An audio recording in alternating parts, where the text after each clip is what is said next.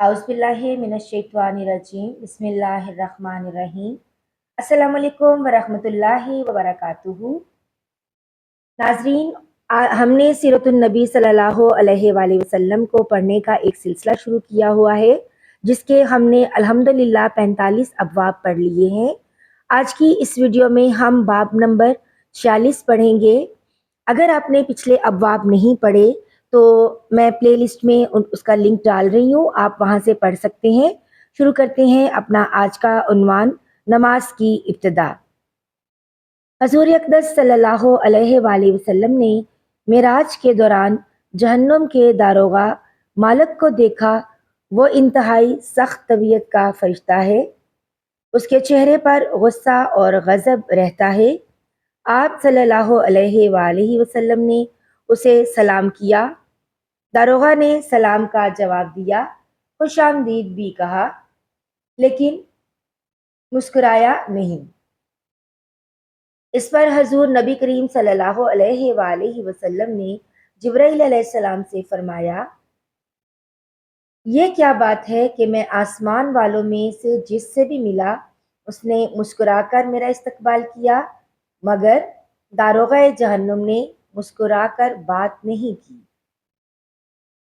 तो इस पर जिब्राइल अलैहिस्सलाम ने कहा, इस जहन्नुम के दारोगे का वाक़या ये है कि ये जहन्नुम का दारोगा है, जब से ये पैदा हुआ है आज तक कभी नहीं हंसा। अगर ये हंस सकता तो सिर्फ आप ही के लिए हंसता। ये बात अच्छी तरह जान लें कि नबी करीम सल्लल्लाहु अलैहि वसल्लम को मेराज जागने की हालत में जिस्म और रूह दोनों के साथ हुई। बाज़ लोग मेराज को सिर्फ एक ख्वाब कहते हैं और बाज़ कहते हैं सिर्फ रूह गई थी, जिस्म साथ नहीं गया था। अगर ये दोनों बातें होती तो फिर मेराज के वाक़े की भला क्या ख़ुसूसियत थी? ख्वाब में तो आम आदमी भी बहुत कुछ देख लेता है। मेराज की असल ख़ुसूसियत ही ये है कि आप सल्लल्लाहु अलैहि वसल्लम जिस्म समेत आसमानों पर तशरीफ़ ले गए। लिहाजा गुमराह लोगों के बहकावे में मत आएं। और फिर ये बात भी है कि अगर ये सिर्फ ख्वाब होता या मेराज सिर्फ रूह को होती तो मुशरिकीन मक्का मजाक न उड़ाते, जबकि उन्होंने मानने से इनकार किया और मजाक भी उड़ाया। ख्वाब में देखे किसी वाक़े पर भला कोई क्यों मजाक उड़ाता? मेराज के बारे में इस मसले में भी इख्तिलाफ पाया जाता है कि नबी करीम सल्लल्लाहु अलैहि वसल्लम ने अल्लाह ताला को देखा या नहीं। इस बारे में दोनों तरह की अहादीस मौजूद हैं। इस मामले में बेहतर यह है कि हम खामोशी इख्तियार करें, क्योंकि ये हमारे इत्काद का मसला नहीं है, ना हमसे क़यामत के दिन ये सवाल पूछा जाएगा। हजूर सल्लल्लाहु अलैहि वसल्लम अल्लाह ताला से हम कलामी के बाद आसमानों से वापस ज़मीन पर तशरीफ़ ले आए। जब अपने बिस्तर पर पहुंचे तो उसी तरह बिस्तर गर्म था जिस तरह छोड़ कर गए थे। यानी मेराज का ये अजीब वाक़या, इतना तवील सफ़र सिर्फ एक लम्हे में पूरा हो गया। यूं समझें कि अल्लाह ताला ने इस दौरान कायनात के वक्त की रफ्तार को रोक दिया, जिसके बायस ये मौजज़ा निहायत थोड़े वक्त में मुकम्मल हो गया। मेराज की रात के बाद जब सुबह हुई और सूरज ढल गया तो जिब्राइल अलैहिस्सलाम तशरीफ लाए। उन्होंने अमामत करके आप सल्लल्लाहु अलैहि वसल्लम को नमाज पढ़ाई, ताकि आप सल्लल्लाहु अलैहि वसल्लम को नमाजों की औकात और नमाजों की कैफियत मालूम हो जाए। मेराज से पहले आप सल्लल्लाहु अलैहि वसल्लम सुबह शाम दो दो रकत नमाज अदा करते थे और रात में क़याम करते थे। लिहाजा आप सल्लल्लाहु अलैहि वसल्लम को 5 फर्ज नमाजों की कैफियत उस वक्त तक मालूम नहीं थी। जिब्राइल अलैहिस्सलाम की आमद पर हजूर सल्लल्लाहु अलैहि वसल्लम ने ऐलान फरमाया कि सब लोग जमा हो जाएं। चुनाचे आप सल्लल्लाहु अलैहि वसल्लम ने जिब्राइल अलैहिस्सलाम की अमामत में नमाज अदा की اور صحابہ اکرام رضی اللہ تعالی عنہم نے آپ صلی اللہ علیہ وآلہ وسلم کی امامت میں نماز ادا کی۔ یہ ظہر کی نماز تھی۔ اسی روز اس کا نام ظہر رکھ دیا گیا، اس لیے کہ یہ پہلی نماز تھی جس کی کیفیت ظاہر کی گئی تھی۔ چونکہ دوپہر کو عربی میں ظہیرہ کہتے ہیں، اس لیے یہ بھی ہو سکتا ہے یہ نام اس بنیاد پر رکھا گیا ہو کیونکہ یہ نماز دوپہر کو پڑھی جاتی ہے۔ اس نماز میں آپ صلی اللہ علیہ وآلہ وسلم نے 4 رکعت پڑھائی اور قرآن کریم آواز سے نہیں پڑھا۔ اسی طرح عصر کا وقت ہوا تو عصر کی نماز ادا کی گئی، سورج غروب ہوا تو مغرب کی نماز پڑھی گئی۔ یہ 3 رکعت کی نماز تھی۔ اس میں پہلی 2 رکعتوں میں آواز سے قرات کی گئی، آخری رکعت میں قرات بلند آواز سے نہیں کی گئی۔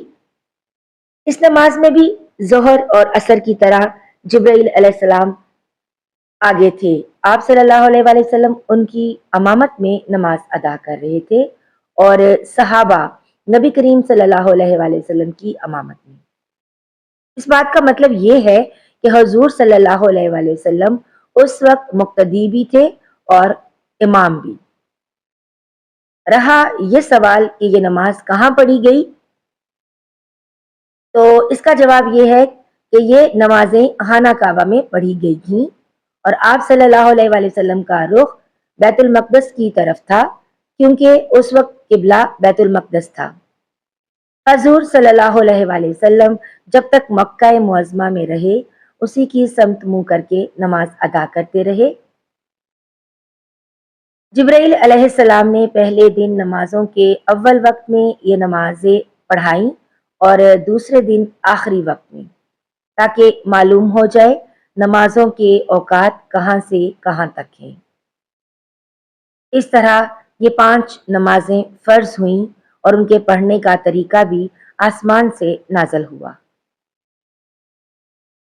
ناظرین، آج کچھ لوگ کہتے نظر آتے ہیں کہ نماز کا کوئی طریقہ قرآن سے ثابت نہیں، لہٰذا نماز کسی بھی طریقے سے پڑھی جا سکتی ہے، ہم تو بس قرآن کو مانتے ہیں۔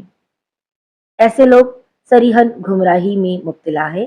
نماز کا طریقہ بھی آسمان ہی سے نازل ہوا اور ہمیں نماز اسی طرح پڑھنا ہوگی جس طرح نبی کریم صلی اللہ علیہ وآلہ وسلم اور آپ صلی اللہ علیہ وآلہ وسلم کے صحابہ رضی اللہ تعالی عنہم پڑھا کرتے تھے۔ یہ بھی ثابت ہو گیا کہ فرض نمازیں 5 ہیں۔ حدیث کے منکر 5 نمازوں کا انکار کرتے ہیں، وہ صرف 3 فرض نمازوں کے قائل ہیں۔ لوگوں کو دھوکہ دینے کے لیے وہ کہتے ہیں کہ قرآن مجید میں صرف 3 نمازوں کا ذکر آیا ہے، حالانکہ اول تو ان کی یہ بات ہے ہی جھوٹ، دوسرے یہ کہ جب احادیث سے 5 نمازیں ثابت ہیں تو کسی مسلمان کے لیے اس سے انکار کرنے کی کوئی گنجائش نہیں رہتی۔ 5 نمازوں کی حکمت کے بارے میں علماء نے لکھا ہے کہ انسان کے اندر اللہ تعالیٰ نے 5 حواس یعنی 5 حصیں رکھی ہیں۔ انسان گناہ بھی انہی حصوں کے ذریعے سے کرتا ہے، یعنی آنکھ، کان، ناک، منہ، اعضاء و جوارح یعنی ہاتھ اور پاؤں، لہٰذا نمازیں بھی 5 مقرر کی گئیں تاکہ ان 5 حواسوں کے ذریعے دن اور رات میں جو گناہ انسان سے سرزد ہو جائیں وہ ان 5 نمازوں کے ذریعے دھل جائیں۔ اس کے علاوہ بھی بے شمار حکمتیں ہیں۔ یہ بھی یاد رکھیں کہ معراج کے واقعے میں حضور صلی اللہ علیہ وآلہ وسلم کا آسمانوں پر جانا ثابت کرتا ہے کہ آسمان حقیقت میں موجود ہیں۔ موجودہ ترقی یافتہ سائنس کا یہ نظریہ ہے کہ آسمان کا کوئی وجود نہیں بلکہ یہ کائنات ایک عظیم خلا ہے۔ انسانی نگاہ جہاں تک جا کر رک جاتی ہے وہاں اس خلا کی مختلف روشنیوں کے پیچھے ایک نیلگوں حد نظر آتی ہے، اسی نیلگوں حد کو آسمان کہا جاتا ہے۔ لیکن اسلامی تعلیم نے ہمیں بتایا ہے کہ آسمان موجود ہیں اور آسمان اسی ترتیب سے موجود ہیں جو قرآن اور حدیث نے بتائی ہیں۔ قرآن مجید کی بہت سی آیات میں آسمان کا ذکر ہے۔ بعض آیات میں ساتوں آسمان کا ذکر ہے، جن سے معلوم ہوتا ہے کہ آسمان ایک اٹل حقیقت ہے، نہ کہ نظر کا دھوکہ۔ ناظرین، الحمدللہ معراج کا بیان تکمیل کو پہنچا۔ اس کے بعد سیرت النبی صلی اللہ علیہ وآلہ وسلم قدم با قدم میں ہم معراج کے بعد کے واقعات بیان کریں گے انشاءاللہ۔ اگر آپ نے یہاں تک ویڈیو دیکھ لی ہے تو ایک کمنٹ ضرور کیجئے گا، اس سے ہماری حوصلہ افزائی ہوتی ہے۔ جو ناظرین اس چینل پر نئے ہیں ان سے درخواست ہے کہ چینل کو سبسکرائب کر لیجئے، بیل آئیکن پریس کر دیں تاکہ ہر نئی آنے والی ویڈیو کا نوٹیفیکیشن بر وقت آپ تک پہنچ سکے۔ اللہ تعالیٰ میرے اور آپ کے مرحومین کی بلا حساب مغفرت فرمائے اور انہیں جنت الفردوس میں اعلیٰ مقام عطا فرمائے، آمین یا رب العالمین۔ ملتے ہیں ایک نئی ویڈیو میں، تب تک اپنا بہت سا خیال رکھیے گا اور دعاؤں میں یاد رکھیے گا۔ اللہ حافظ۔